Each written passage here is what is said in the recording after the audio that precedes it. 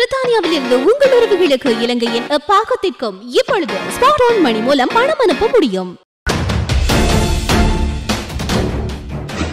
வரவு செலவு திட்டத்திற்கு ஆதரவா கூட்டமைப்பின் நிலைப்பாடு இதுதான். ஐக்கிய தேசிய கட்சிக்கு வந்த காய்ச்சல் அம்பலப்படுத்திய உதய கமன்பில.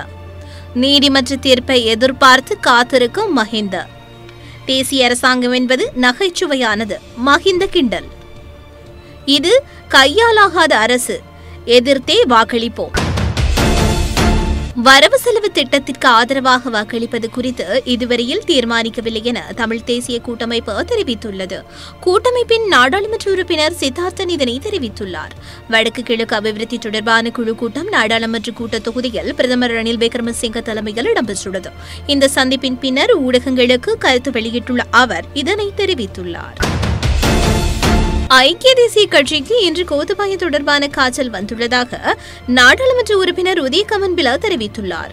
கொழும்பில் இடம்பெற்ற ஊடகவியலாளர் சந்திப்பில் கலந்து கொண்டு கருத்து வெளியிடும் போதே அவர் இவ்வாறு கூறியுள்ளார். தேர்தல் திருத்த முறையில் காணப்படுகிற சட்ட சிக்கலை சீர் செய்து தேர்தலை விரைவாக நடத்த நீதிமன்றம் வழங்கும் தீர்வினை எதிர்பார்ப்பதாக தேர்தல் ஆணைக்குழு தலைவர் மஹிந்த தேசப்பிரிய தெரிவித்துள்ளார். தேர்தல் முறையில் இருக்கும் சிக்கல் மற்றும் அடுத்த தேர்தல் தொடர்பில் செய்தியாளர்கள் கேட்டபோது அவர் இவ்வாறு குறிப்பிட்டுள்ளார். இது தொடர்பில் பேசிய அவர் மாகாண சபை தேர்தலை நடத்தாமல் தனிமனித அடிப்படை உரிமை மீறல் இடம்பெற்றுள்ளது என்றும் குற்றம் சாட்டி தேர்தல் ஆணைக்குழுவிற்கு எதிராக 2 மனுக்கள் நீதிமன்றத்தில் தாக்கல் செய்யப்பட்டுள்ளது. மனு தாக்கல்கள் முழுமையாக அடிப்படை உரிமை மீறலினை மையப்படுத்தியமையாக காணப்படுகிறது.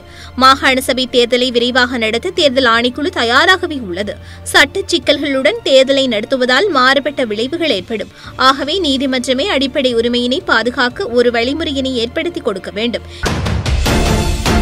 மக்களின் தேவைகளை பூர்த்தி செய்யும் அரசாங்கம் தற்போது செயல்பாட்டில் இல்லை.